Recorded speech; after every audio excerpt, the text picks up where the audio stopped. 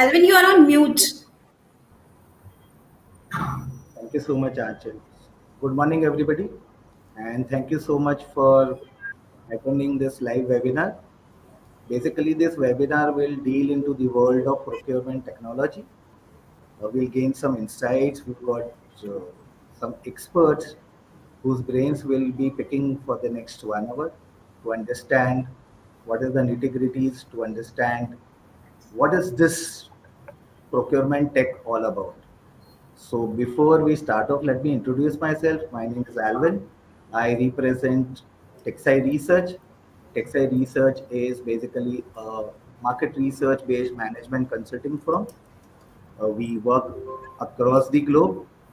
And just to tell you, what do we actually do you want to understand the market size? Do you want to understand whether your product or concept is going to sell, not sell? What are the nitty gritties? Do you want to go and understand a new market? Do you want to do some kind of go to market strategies? Do you want to understand the market feasibility? Well, TechSci Research is the place. You can write to us at sales@techsciresearch.com. Do visit our website at www.techsciresearch.com. So, very quick introduction about me and my company. Uh, we got esteemed speakers today. So, without much wastage of my time and yours time, let me introduce you to the first speaker. She is an in-house expert, Achal. She handles the ICT and the power and energy domain, plus the infrastructure domain in our company. Achal has been a very integral part of the company's way forward, working towards ensuring client satisfaction, ensuring that new technologies and new ideas, new concepts are researched, analyzed, and given to the client into actionable insights. So Achal today will be presenting mostly into the market numbers. She'll help you understand what is the market size, what is the forecast, and so Achal, let me not take your time.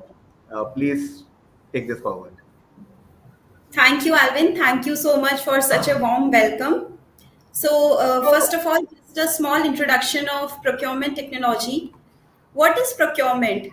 Procurement encompasses the utilization of technology to streamline the procurement process, which entails acquiring goods and services for an organization. It is a crucial function within organization, businesses, and government agencies as it involves obtaining the necessary resources to support their operations.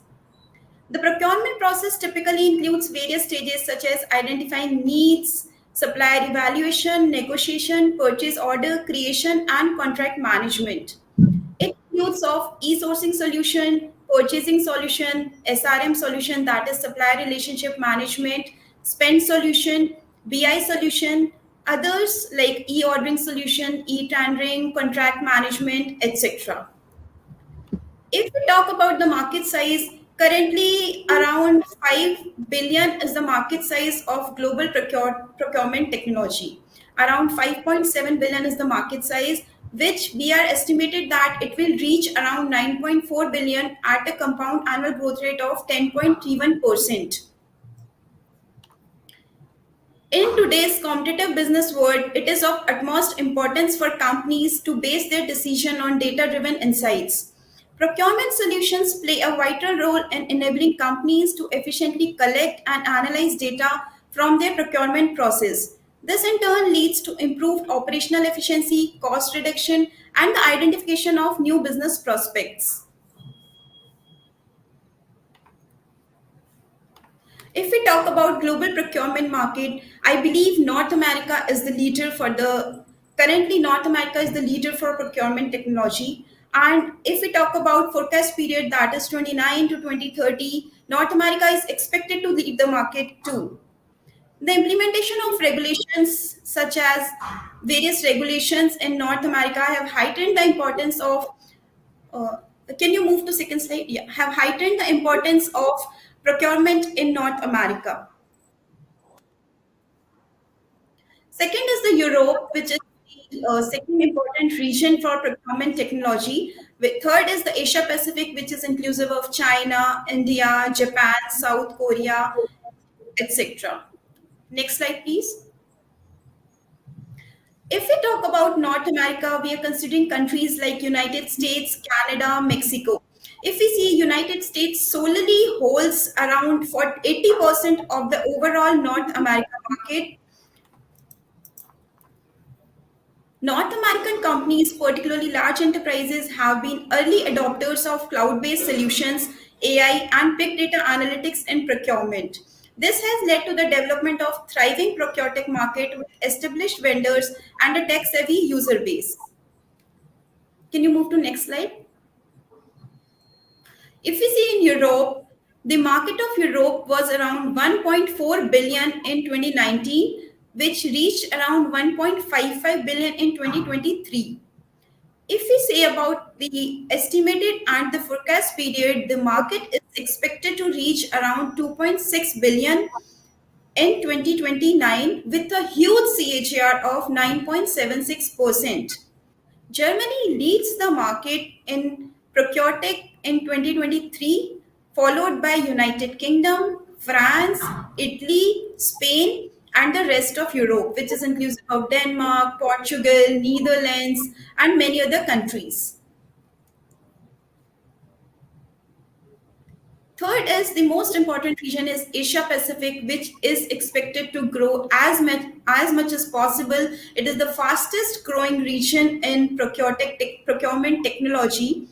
The expected growth is around 11.37% in the forecasted period. China is the leading market in procurement technology with around 35% of the overall Asia Pacific market, followed by Japan, India, South Korea, Australia, and rest of countries, inclusive of Vietnam and others. Next is Middle East and Africa. The Middle East and Africa, inclusive of Saudi Arabia, UAE, South Africa, is still in a nascent stage and it is expected to grow at a rate of 11.15% in the forecast period and the market is expected to reach 673.25 million in 2029. Next is South America. South America is still at its growing phase, and the Brazil is the leading country with more than 50% of the market in Brazil. It is followed by Argentina, Colombia, and rest of South America, which is inclusive of Peru, Venezuela, Argentina, and others.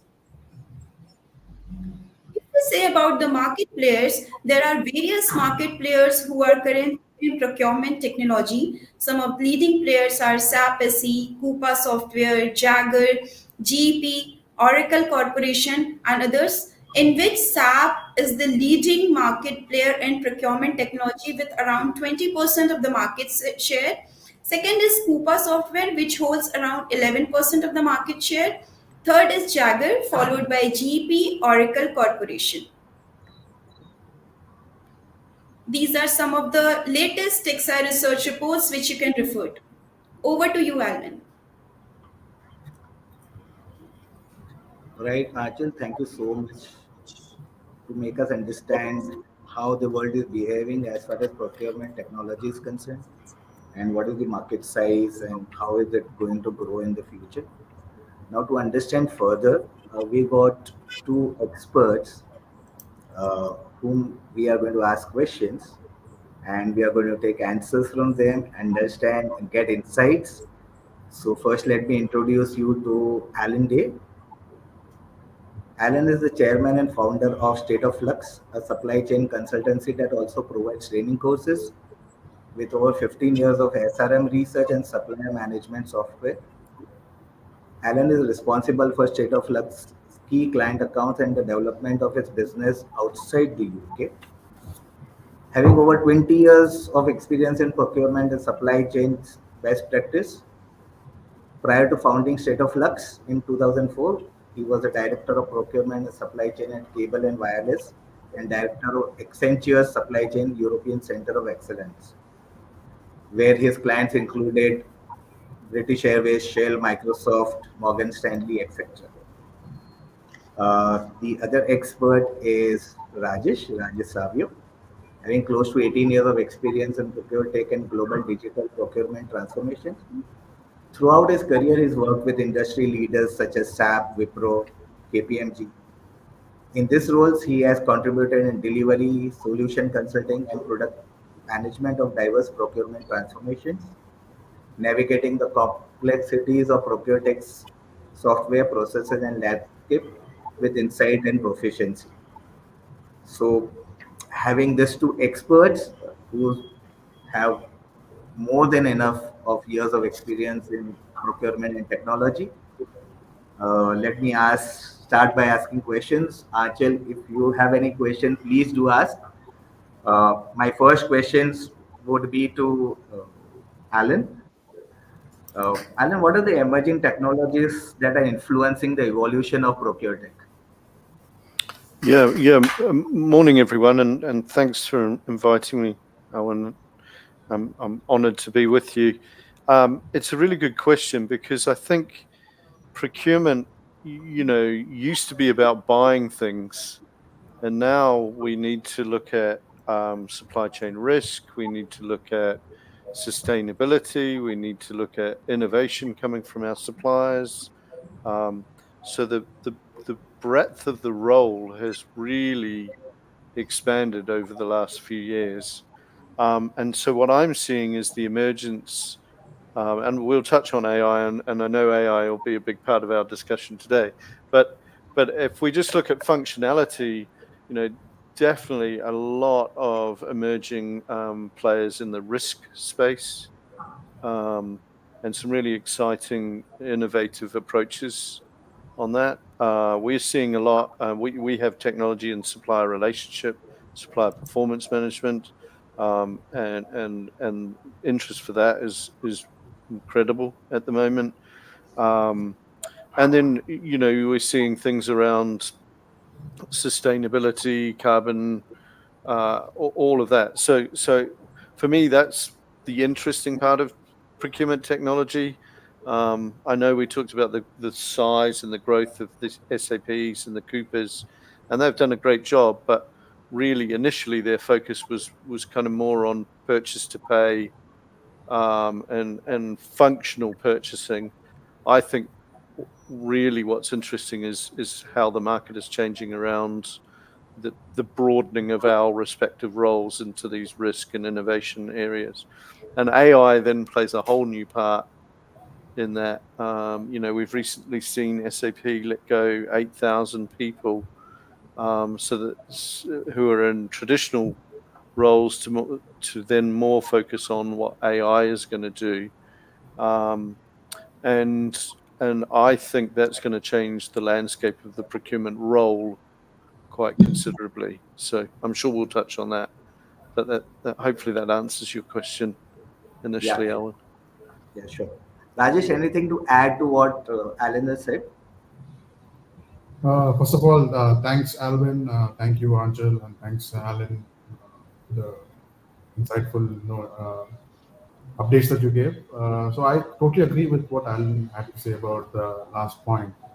So it's all about risk. It's all about ESG. It's all about supply evaluation. And I also see that there's a lot of emphasis for market intelligence, category intelligence, and a holistic approach towards what's happening, what needs to be done in procurement. The way I look at it is, let's go to AI a little later, but then the way I look at it is procurement or S2P can be, bifurcated into various different segments, right? So within these segments themselves become whole and soul, and they become a body of to be reckoned with. So each body comes with its own set of requirements, like sourcing. You have suppliers, and then you go to the procurement part of it, and then you have the downstream activities. At each juncture, I see that there's a new element of market intelligence and category intelligence, which plays a vital role. Companies like SAP and companies like Coupa have involved, and they're building up category strategy management suites, which is something that I work very closely with. That is a differentiator, that is a demarker that I've seen among the trends that are emerging. So, Alan and Rajesh, just wanted to ask you, see, what has been happening? Obviously, I want to deep dive into AI. So, before that, what has been happening is AI itself has got a lot of misconceptions among the general populace. Mm. So, what happens is everybody feels that AI is something that can solve their problems at one go. And normally, what it happens is half baked knowledge is more dangerous. So, half baked knowledge in terms of AI is also very dangerous. So, wanted to understand is how has AI helped in integrating any kind of solution for procurement? Okay, so I've been working closely with the trends in AI, generative AI, large language models. These are some of the key concepts which are emerging within source to pay, procure to pay, and different aspects. Yeah, like you said, AI use case identification and bringing that use case into the main forte and having a process built around the use case is what matters.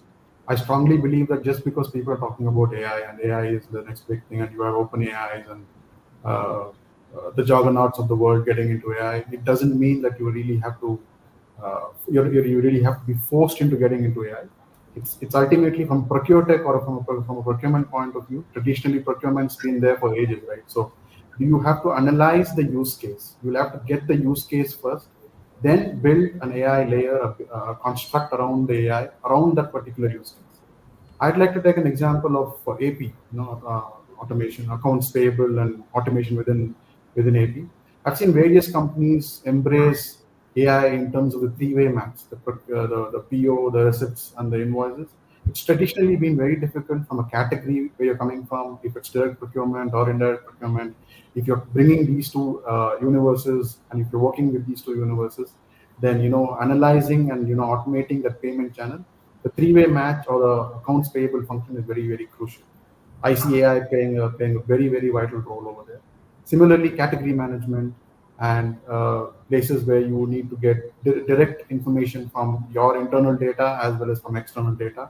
So there are companies like Bureau, there are other companies which deal with category intelligence and market intelligence, and these can be automated through an AI chatbot.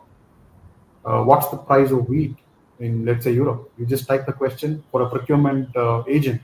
These are some of the key aspects. He doesn't have to go to Google, and Google is, I mean, yeah, so you can search, but then how often do you get the relevant data that you really want? And how often can you get that from a bot or from an AI engine, which is kind of integrated in very, very closely into your S2P suite? That's another very classic use case that I see.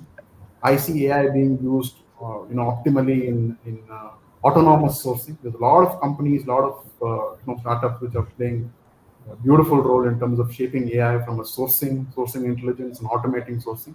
So if you just take a category, for example, the AI can build use cases, build strategies, bring those strategies into your internal data, from your internal data, couple that, marry that with an external data provider, and give you beautiful use cases.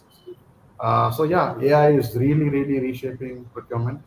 Like I always say, procure tech or the technology from procurement was one of the initial technologies which was adapted by the procurement fraternity, I think, even before HR, Rajesh, even logistics, and all of sorry to interrupt, but I also think, at a very basic level, just simple things like first draft of an RFP.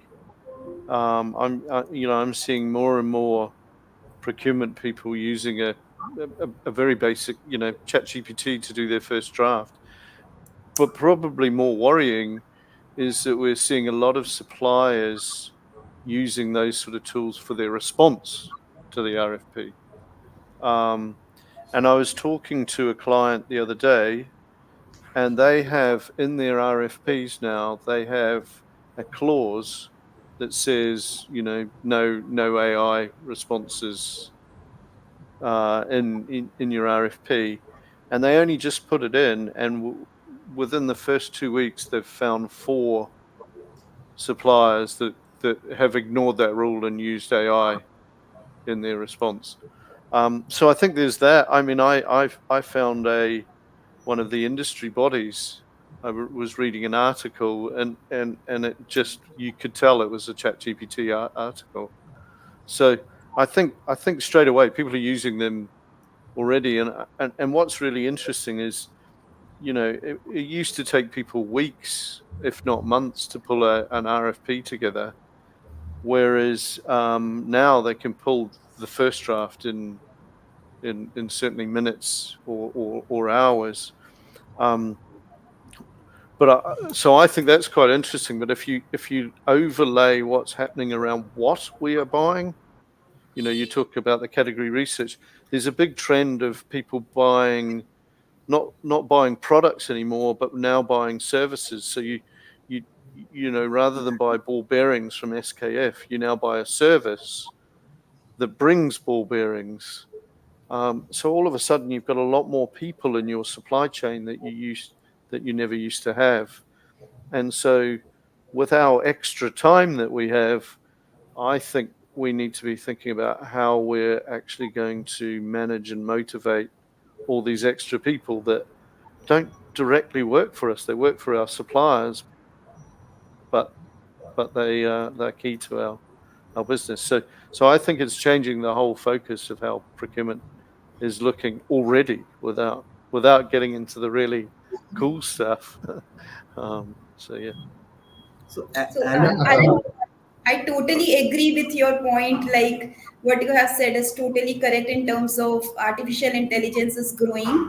So, if we say that artificial intelligence enables predictive analytics nowadays, which is helpful in procurement technology, so how can you relate with that? Sorry, can you repeat that? I I didn't was just quite asking understand it. about predictive analytics. Yes. The AI enables predictive analytics, which is helping the procurement technology. So, can you Uh, throw some light on the same? Absolutely. Yeah. I mean, we do a lot around performance management, because it's an area that most organizations are frankly rubbish at. They need to get a lot better at measuring supplier performance. But you can use your performance and your predictive analysis on performance to look for where risks are going to come up, because you can see disruptions in the performance metrics. You can use your predictive analysis um, in weather. We're seeing it already in things like weather patterns, so that you can see how that's going to affect a crop, for example. So for me, that whole predictive analysis is just going to become more and more, let alone using it in the buying process of, well, we know we always buy this much now, so let's use AI to actually generate what we're going to forecast for next year. So again, I think that's just going to get more and more as we get more and more familiar with it, as people get more comfortable with it. Um, but a lot of people are using predictive analysis without even knowing it. you know, just even chatting on an email, it's predicting what you're going to write. And all the big tech companies are already building that into their solutions with a lot of the time people don't kind of realize. So, and Rajesh, Alan, I'd love to get your thought. yeah, another important thing about predictive analysis is understanding the buying pattern and the buying data. So it's data everywhere, data is all around, and for a buying organization, it's very important to understand the trends which are associated with how the procurement or the buying practice is happening, right? And predictive analysis, there's different types of analysis: predictive analysis, forecasting, and preventive analysis, showcasing analysis. All of these things put together, and the basic analytic principle is to get insights out of the data which is available. So all organizations nowadays are lying and imbibing on huge amount of data, unstructured, structured, you name it, and the data is, and data companies are doing a wonderful job in terms of how to segregate and slice and dice it. From a predictive analysis point of view, I'd like to add that the buying pattern is a very key and a very crucial thing which most probably buyers miss in terms of today's data market and data usage. I'd like to add that. Rajesh, I'd love to understand your thoughts, but I think in procurement, we aren't very good at aligning our procurement technology to the audience. Because if you think about it, I personally, I break procurement technology into three groups. I look at the kind of purchase to pay, the transactional type procurement, and that for me is focused on procurement and accounts payable predominantly. Um, I look at the sourcing tools, so the ERFX, e-auctions, spend analytics, and that's focused on the category managers and the sourcing people. But then supplier management actually isn't focused on procurement. Supplier management is more the business stakeholders and the supplier themselves. And I don't think we've done a very good job as an industry in procurement at recognizing the audience and tailoring our procurement towards it. Love to get your thoughts. I mean, that's my view, but do you see the same thing? And Charles, do you see it as well? Yeah. Yeah, I'd like to agree with the fact that supply relationship management has always been a step furtherly kind of attention which the industry has given. Yeah. But having said that, I think there are lots of other organizations, intelligence companies, which focus primarily on supplier, onboarding and supplier relationship management. When it comes to supplier, I see this in two different ways. One is the tactical aspect of onboarding a supplier. That's where you have suites which help you onboard a supplier and create supplier questionnaires, so on and so forth, and work towards bringing that supplier within your organization. But then there is within that aspect, there's another very crucial fact of maintaining that relationship and developing that relationship. That's Yeah, but I between think so. So the maintaining and the relationship piece for me, the audience isn't procurement. Procurement might own the process, the tools, the technology, but they're not the people managing the supplier. Generally, the people managing the supplier are the operational or the executive stakeholders, and we haven't done a good job of aligning technology to those people's needs. We've looked at it from a buying lens rather than a supplier management lens, and so I still think there's work that we need to do as yeah. There's an quite a lot of work industry. probably we need Yeah. to do, but then I'd like to also bring in emphasis on supplier marketplace and collaborative supplier portals. I think at a larger scale, maintaining the empathy, the human relationship between a supplier and a buyer, that needs to be incorporated into the technology part of it. I totally agree with that. But Mm. there have been certain developments, or there have been certain platforms like the supplier portal. I've seen organizations have this one-on-one touch, or let it be for example, let it be an ASN, an advanced shipment notice. It is a very tactical transactional kind of a thing which comes from a supplier to a buyer. But then when you're doing on a supplier portal, you have chats, you have very personal kind of connect which is offered to a supplier. And I've always been a big advocate of promoting supplier portals, marketplaces, so on and so forth. And now supplier portals are kind of getting integrated into marketplaces. You have a marketplace, and now the marketplace concept of having a supplier who's not yet onboarded, who could be a partner, who could be a potential supplier, and maintaining that relationship is also becoming kind of easy. But yeah, we got a lot of work to do, like what you said. Yeah. Yeah. Sorry. So, Alan, just wanted to ask you, with AI becoming, quite known, or everybody is talking about it, how many of your clients have started asking what percentage of our clients integrate AI into our technology solution for procurement? Oh, I think 100% everyone's talking about it. Yeah, I think there's a healthy nervousness from our clients around the globe, but yeah, everyone is embracing it and talking about it. And bear in mind that we do also work with some of the big technology companies that are making the tools as well. So they're definitely looking at embedding it and embracing it. Yeah, I easily 100%. I think what I find interesting though is a lot of organizations are still not doing the basics. So they're talking about AI, but you ask them where their contracts are, and the contracts are still sitting in a folder or a filing cabinet, and they're not even on the technology. So it's great that we're talking about these things, but we can't forget that a lot of organizations still need to sort out and move to digital, let alone to AI. So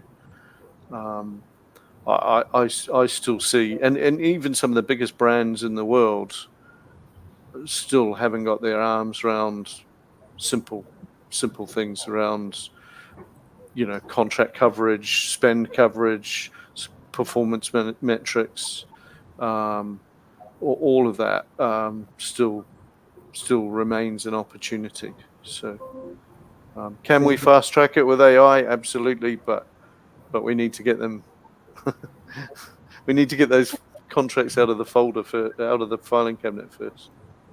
Yeah, so actually that was going to be my next question is what percentage, other than the large corporates who are there, or multinational companies, the other companies who are big enough, but you cannot call them the IBMs or the Microsofts of the world, those kind of companies, are they even ready to accept AI in their procurement departments?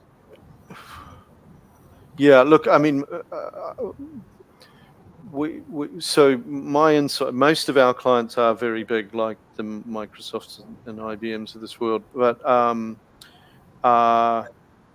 through our annual SRM research, we do have some insight on the kind of the next level down and what they're doing.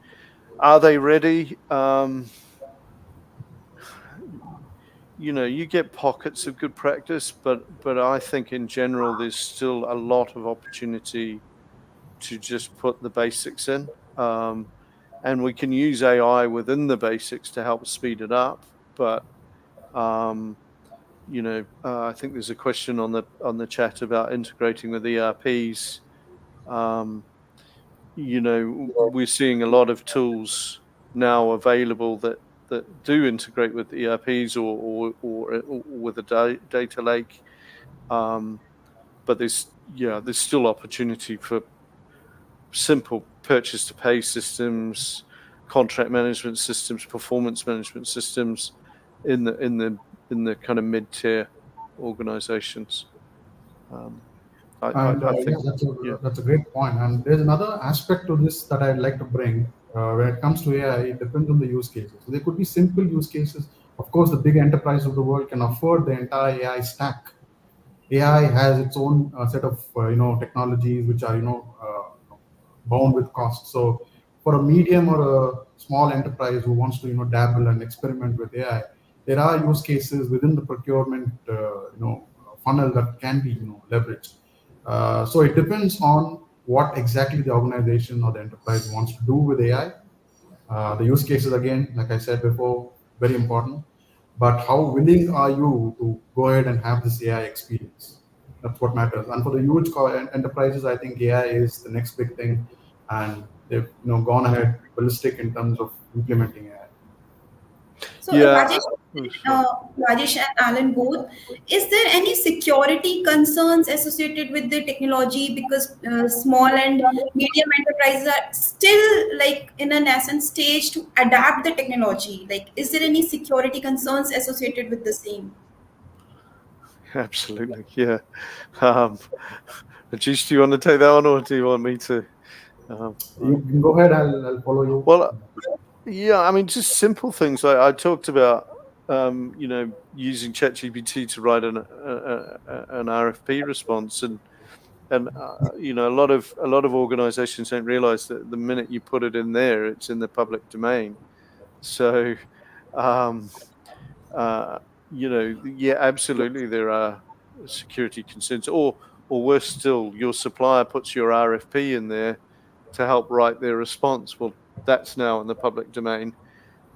So yeah, absolutely, there's security concerns, but equally, I don't think we've been that good on security anyway.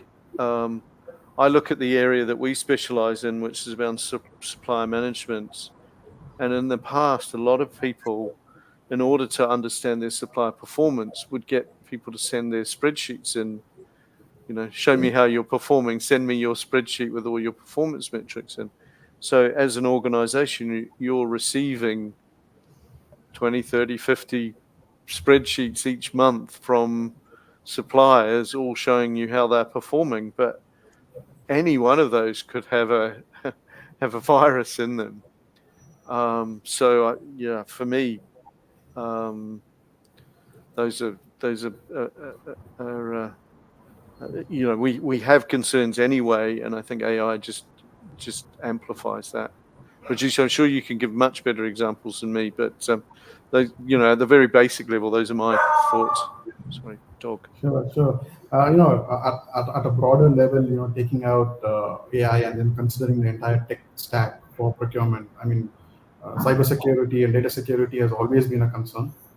So robust data security is something which companies have invested a lot and are continuing and will continue in terms of be it AI or be it blockchain or whatever technology. It could be your encryption technologies, it could be role-based access, it could be multi-level factor authentication. And in terms of integration, now you have APIs, RESTful APIs, you have JWTs. Without getting too technical about it, you have a whole stack of technology which kind of integrates B2B. We're talking B2B, right? So there's a lot of vulnerability. There's a lot of risk in terms of assessing, in terms of getting this whole data interpolability within two organizations, right? So API has become super critical, and getting into API classifications, getting into API gateways, authentications, whitelisting those APIs. All of these things have been very, very important over the years. And we also have, I look at cybersecurity as the most critical aspect for any digital transformation, be it procure tech or whatever it is. If you're bringing in AI, if you're bringing in blockchain, any other technology for that matter, the underlying technology is what matters, and that's where I think the security has to be beefed up. So procure tech, without any doubt, has its own set of vulnerabilities just with the technology which is surrounding the entire stack, right? We also work with the hyperscalers of the world, like the AWSs, the Googles, and we put our data on those things, on those platforms, data platforms, and then the churning happens within the data. So the pull happens from the source of truth. So you have data backups, you have disaster recovery. So these are all big topics by themselves. But then, data security is a big concern, as well as the entire tech or cybersecurity as a holistic approach. So So I how think you'll convince the organizations to adapt it if it has so much security concerns, and how we will address those issues then? No, each of these sectors, each of these pockets come with their own set of certifications, authentications. So when you're getting into a SaaS cloud procurement vendor, procure tech vendor, you have to go for these certifications. Like you have to accredit them in your RFP, whether they have certifications like 27001, which is the entire set of protocols which align with the cloud infrastructure and cloud data manipulation. You also have SOC 2. You have various other kind of certifications these days. So all of these things give a platform for data protection. For example, GDPR, which is General Data Protection Regulation Act, which depends on the locations within Europe or within North America. They come with their own set of principles and protocols. So you can also gauge those things. There's, of course, like I mentioned, ISO certification, SOC 2, you have HIPAA, and when it comes to payment, you have different levels of PCI certifications. You have FedRAMP. So so these are all big topics, big frameworks. So one has to be very due diligent in terms of when you're getting into a relationship or a partnership with a SaaS procure tech firm or a partner. These are some of the things that probably will help you gauge those security vulnerabilities. So, Rajesh, does blockchain help with security in procurement processes? Blockchain, I've been a very big fan of blockchain. I've even invested in crypto. So blockchain is getting there, but I would probably say that the use cases have not been polished to the extent that I'd like the Procure Tech fraternity to be incorporating blockchain for their activities. Like, for example, I mentioned the use case of AP three-way match. Blockchain can be used extensively in terms of automated receiving. So when there's a goods or services that you receive, maybe most prominent for direct material, when you have a single source coffee being grown somewhere in India, and you want to track the life cycle of this particular commodity from fork to the plate, and then these and in between you have the procurement function which is coming in. So blockchain plays a very important role. The decentralized ledger mechanism gives you authentication of who had the product at what time, what was the life cycle of the product. Blockchain is a huge gold mine, and within the procure tech, I would probably say that it is not exploited or given the attention that it needs. Yeah, I'd agree with that. I don't think we've really got our head around it. And equally, I also, uh, at the moment, it's not easy enough for people to apply it. So there are some good use cases like the probability of, you know, uh, everyone uses the diamonds example kind of thing so that you can track that. But but the bit that kind of excites me is maybe using blockchain for micropayments and so instead of paying a supplier a price for their item, maybe you can pay them a micropayment every time you sell one of your items. They get a percentage that funds what they've provided you. So you could get some quite complex use cases, but I don't think we as a community have exploited it enough. Yes. Yeah, Yes. Another an example is like I was mentioning the farm to fork kind of an application where you have a single grower or a single source commodity like coffee, and you can follow the entire life cycle of it. That's another very key attribute to blockchain, and also the entire receiving part. What I'd like to also add here is blockchain has been not so kind of uh, embraced with arms wide open because of the factor that cryptocurrency is aligned with blockchain, and cryptocurrency has always been up and down, and people have not been kind of. I mean, there are people who talk bullish about it, and then there's mixed opinion about about cryptocurrency. But what people forget is those are two different entities. Those are two different mm, pillars by itself. And with respect to supply chain, the use case for blockchain has been is humongous. And I think the fraternity, the Procurement fraternity, has to get that positive step and start implementing blockchain in a big way. but if we go back to the question, which is, does it help around cybersecurity and things like that? I'm not sure it really does at this case. It definitely helps it from a you know farm to fork example or the diamond example. Absolutely, in terms of the supply chain, but in terms of helping you with security on the different systems, personally don't. I can't see the use case for blockchain on that. For The me, adoption that rate is very less. Yeah, the adoption rate is very less compared to yeah, what it should be. But having said that, Linux Foundation, which owns Hyperledger, which is like a yeah. platform for your blockchain, and it has various different technologies like Sawtooth, and Hyperledger itself is a platform. So in case of cybersecurity, I think again it is important to imbibe or to embrace technologies which are more of a platform, which have more foundation to it, and they have regulations and protocols and procedures. So I've seen organizations use Hyperledger and Sawtooth and Fabric and all of these things to bring in cadence and bring in automation in terms of the accounts payable or the receivables that I was talking about.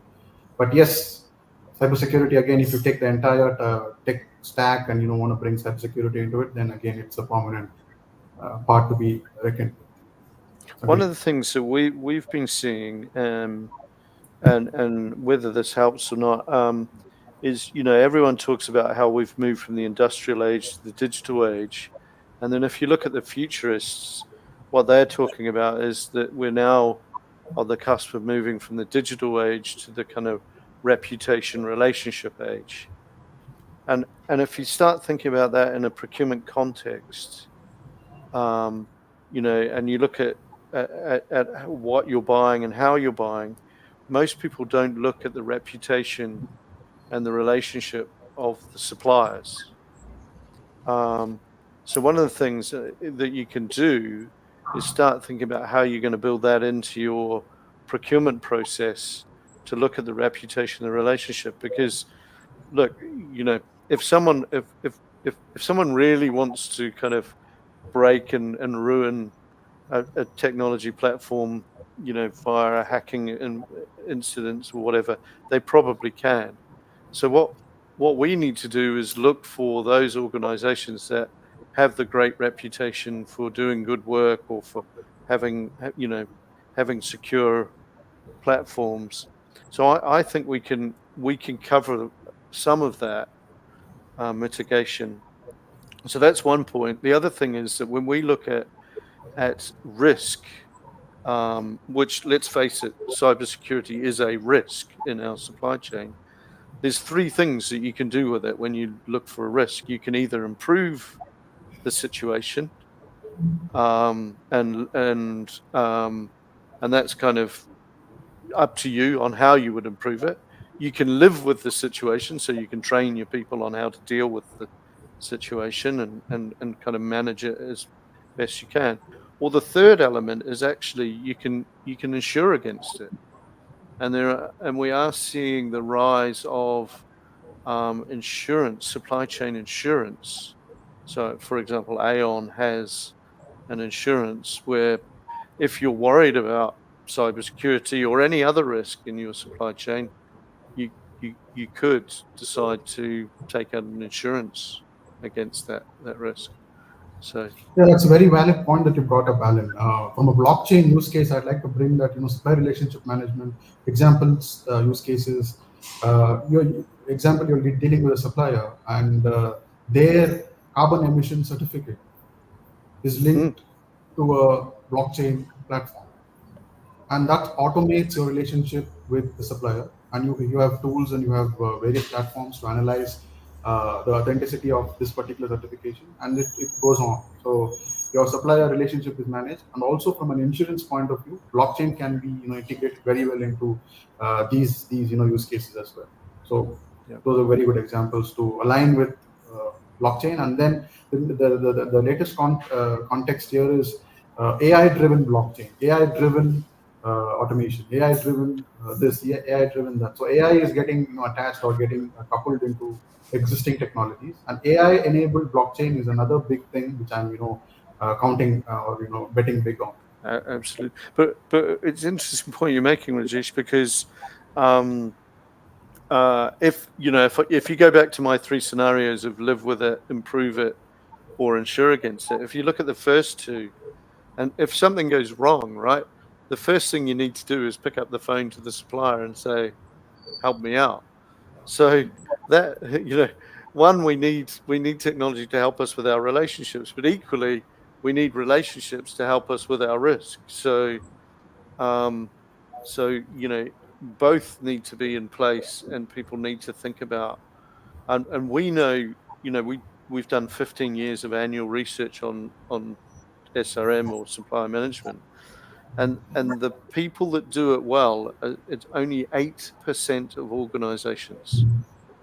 Let me repeat that. 8%, not 88, single digits. And the year before it was 9%. So we've actually got worse over time. And and that's because people have grown up treating the supplier poorly, basically. So there's a huge opportunity for organizations to improve how they're working with suppliers.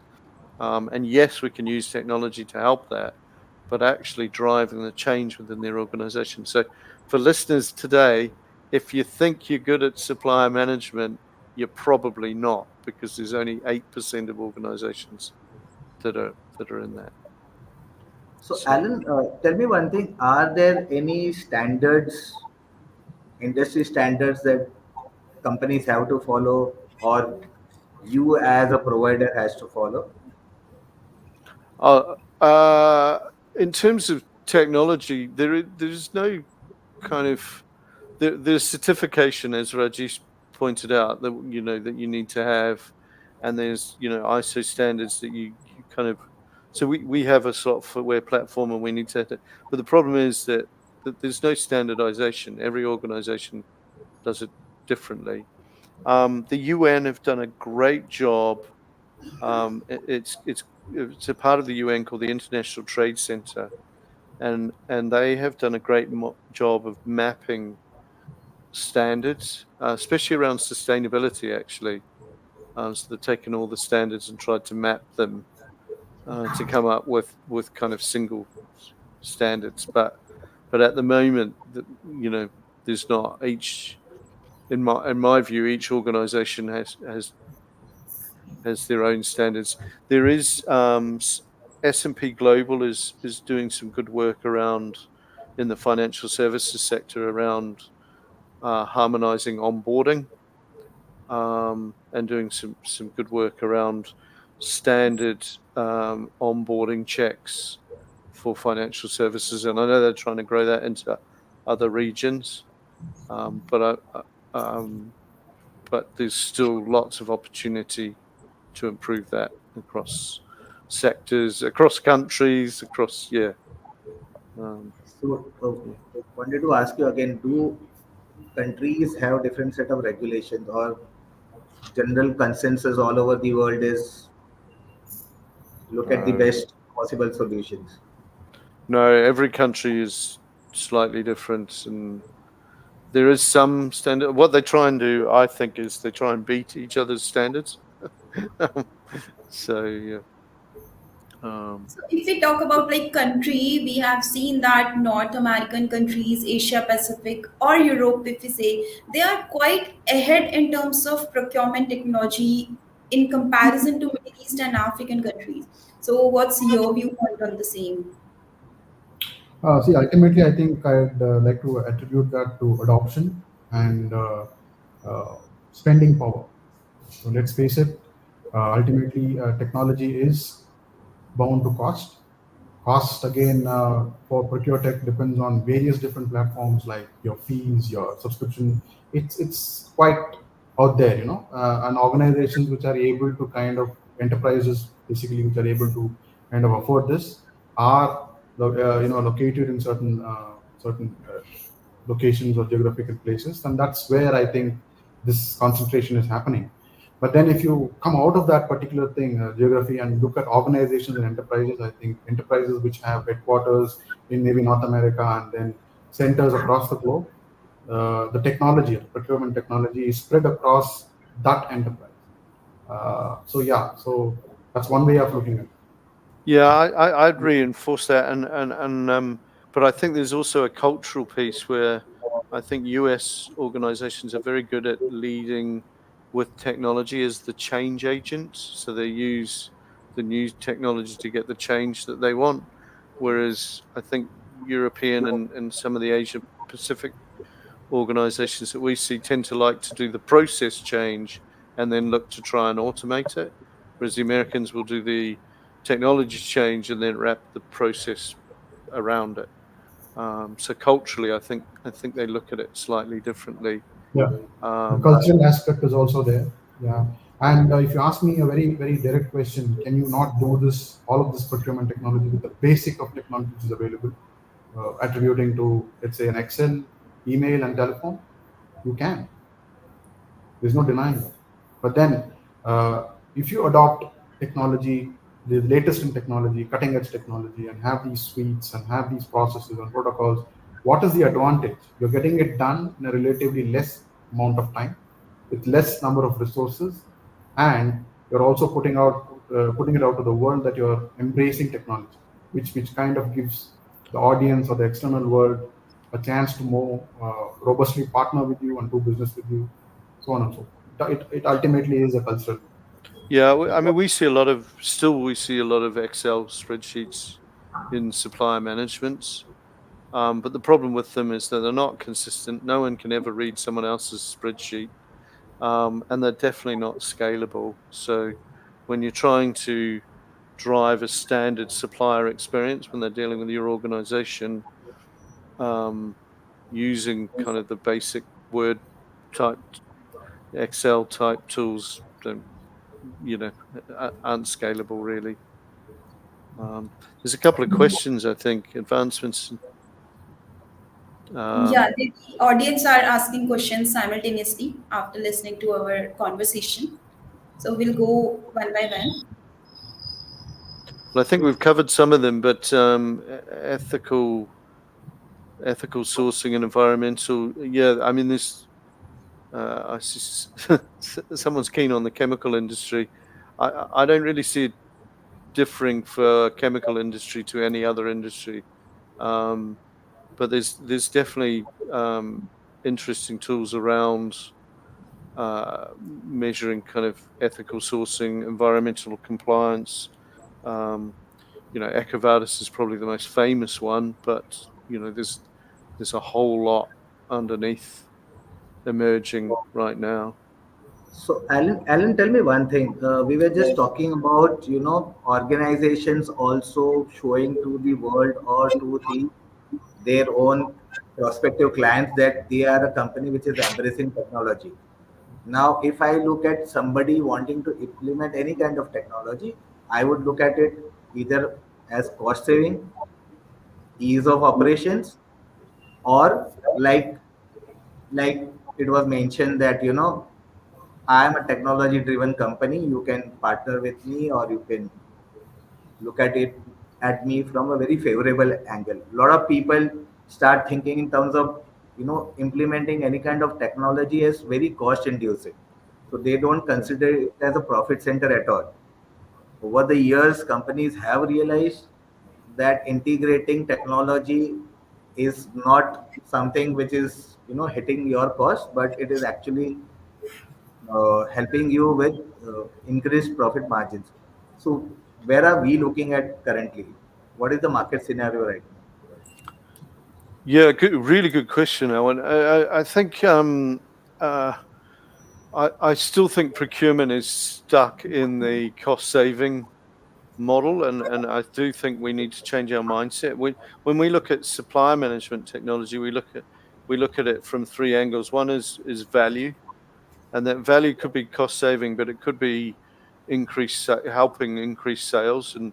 And what's really interesting is if you look at the if you look at your organization and your customer experience, how many suppliers are influencing that customer experience? So if they're not performing, your customers don't get a great experience. So yeah, so we definitely look at it from a value point of view. The other one is risk, and clearly trying to reduce risk for the organization. But the third one, which touches on your point, is innovation and access to innovation. So we talk a lot around how does your organization be a customer of choice for key suppliers. Um, and we know that if you are a customer of choice, you're 5 times likely to get faster speed to market. So if you think about that in terms of revenue, there's your business case for technology. If you can be faster, if you can enable your organization to be faster speed to market, the the the the cost of your technology is negligible. So yeah, I hope that we're going to see more and more of that as supply chains and procurement used as a strategic weapon, for the competitiveness of the organization, and technology must support that. There's basically one thing is from a company's procurement side. One is a supplier trying to go through and become a vendor for you, and he has to follow a certain procurement process. Yeah. As a supplier, if I am a supplier, as a supplier, I would want to be processed to be as simple as possible since it is automated. Many times, but what happens is the whole process becomes such a huge pain that he's got to give so much of proofs online, and then he's got to wait for his client to press certain buttons for the acceptability of the PO or the invoice or that receipt of goods. So a lot of things which are involved, which actually somewhere or the other Well, hampers the idea of supplying to a particular company. well, and also just to reinforce that, I mean, I got an RFP today um, from a chemical company, so I'm not sure if it was the people on the call organization, but um, and and they had used the procurement technology basically as an email.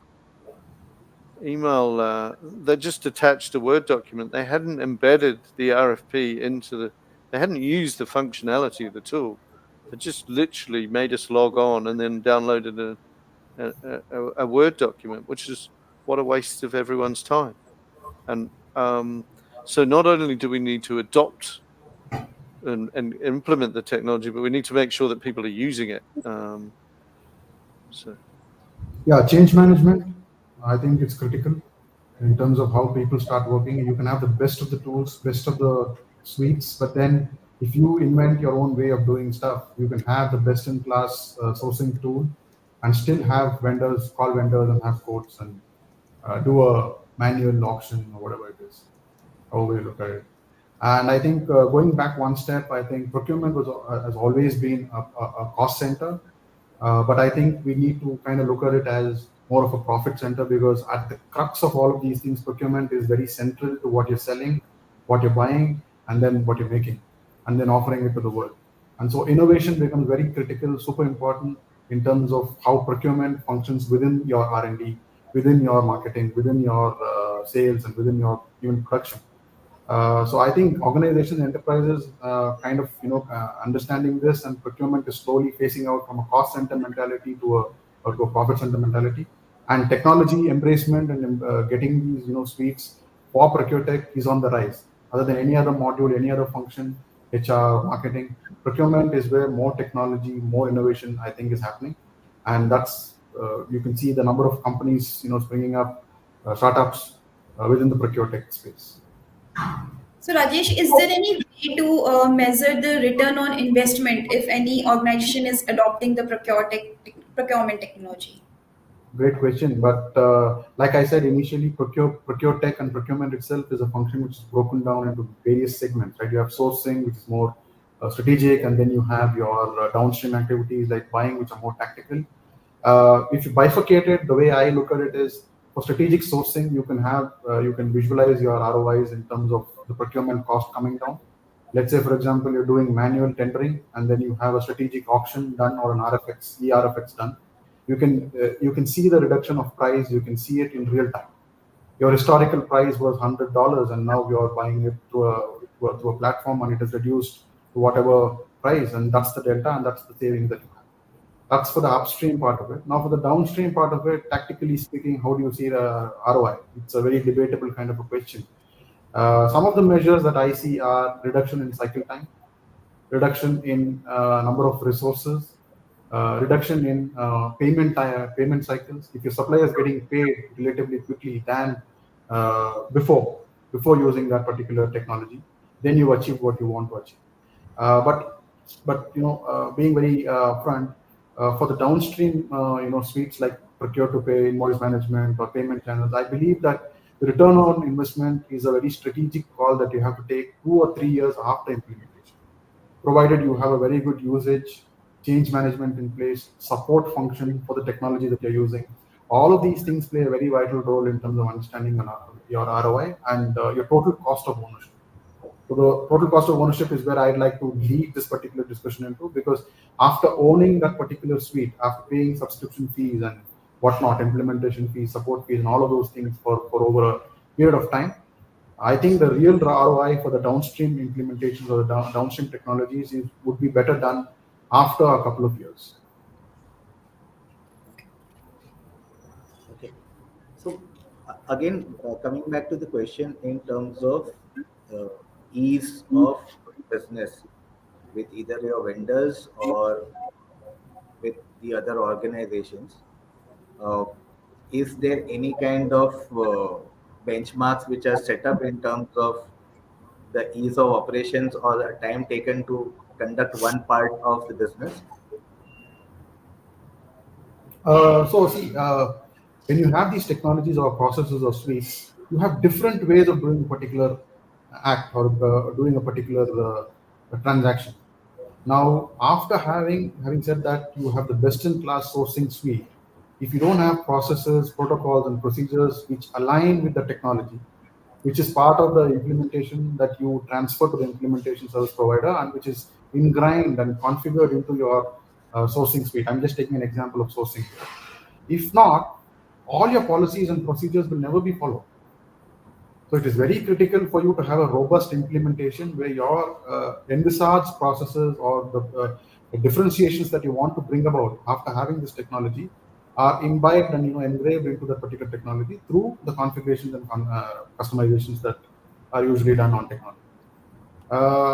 Having said that, so what organizations I've seen fail to do is they have a set of problems or issues. They have a set of practices and processes, and then they bring in this technology, and they just want to lift and shift, which I think is not the right practice. When you're bringing in a new technology, I think you have to revisit your policies, your procedures, and practices, and align that to the particular technology. This is a very big gap which is not being followed robustly as the way it should be followed in implementation. Because a technology has some capabilities. Let's say it has all the capabilities, but if you're not able to explore it and then customize it and tailor it as per your needs, then I think you failed in terms of achieving your. I'd completely agree with that. I think the change management is underdone for most organisations by a long way. Our expertise is across the procurement suite, but very much in the supplier relationship area. Um, you know, we have kind of global leadership there, and frankly, people are. We have a methodology which is about engaging the business, getting them involved, looking at the processes, and then and in parallel implementing technology. But it's amazing how many people are jumping straight to technology and thinking that that's going to solve the problem without doing the hard work around the change management, the people skills, and processes. And what's interesting when we do the annual surveys, which look at all of this, the thing that scores the worst is actually people. So although technology is key, and we know we need to get better at that, but actually people is worse. We're not training our people enough. So guys, for those people on the call, when you're implementing technology, please make sure that you put budget aside to training your people and upskill them, not just on the technology, but on whatever the subject is. If it's contract management, or if it's sourcing, or if it's that needs to happen. That must happen. Otherwise, it's a very expensive purchase. So, And Alan, also, if organization have already like procurement process, their own procurement process, which is not digitally which is not digitalized. So, is there any problem the company face to adapt and integrate the new technology in their current process? I think there's all sorts of problems. I mean, you could start with, have they defined the use case properly? Do they actually understand their needs properly? There's often a rush to implement technology because they think they're going to solve the problem, but they haven't really defined what the problem is. What we find with a lot of our clients is they can define what the symptom is, but they don't define what the problem is, if that makes sense. So actually getting down to what the root cause of the problems are that they want to solve with the technology. For me, is probably the starting points, where people go wrong.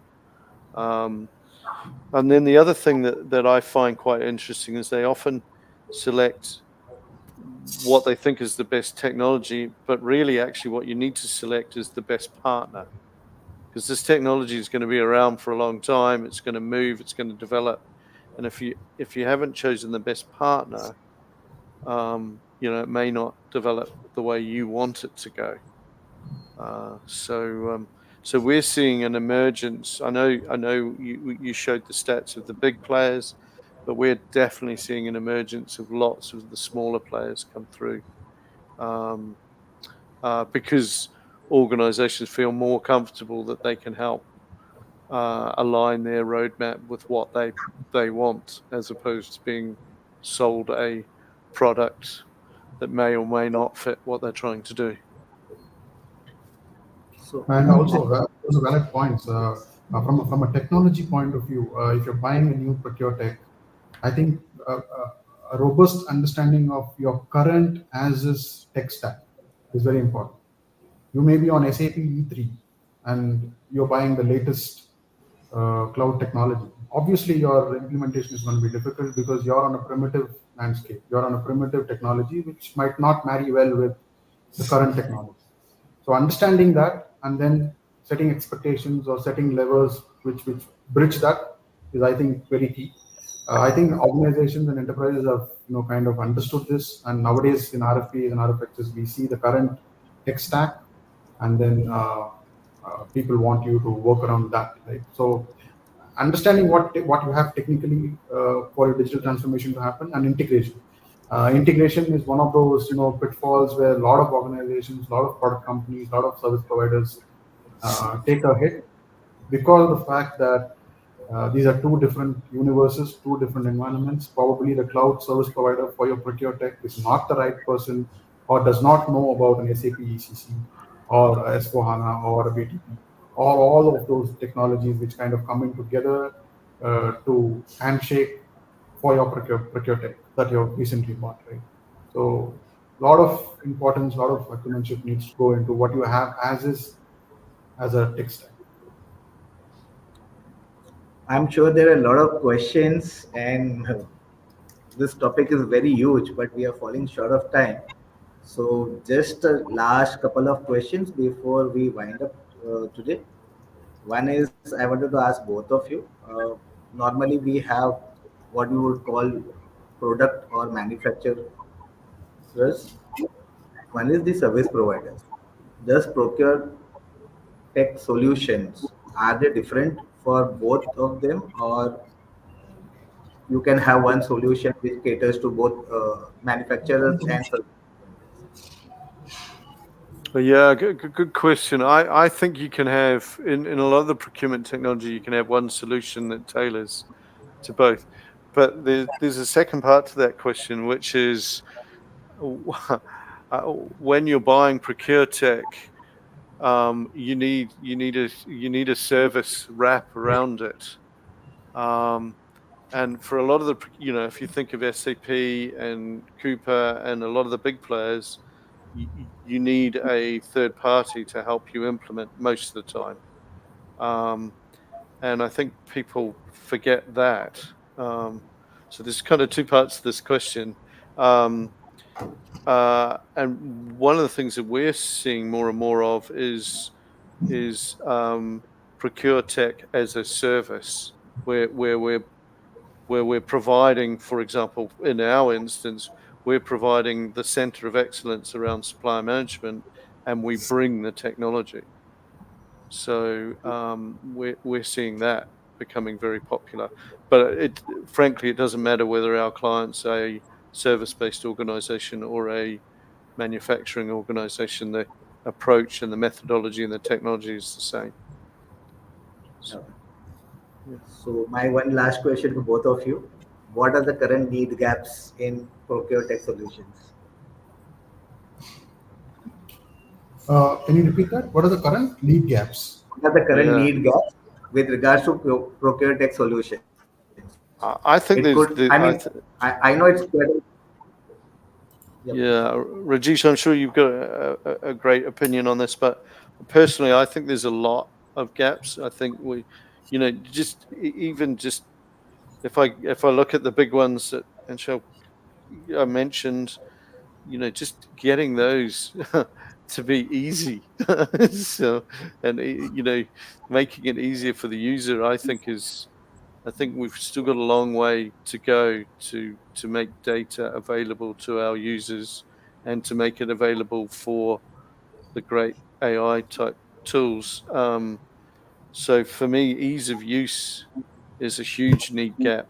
Let alone, I mean, there's definitely functional gaps as well, but ease of use for me sticks out massively for everyone.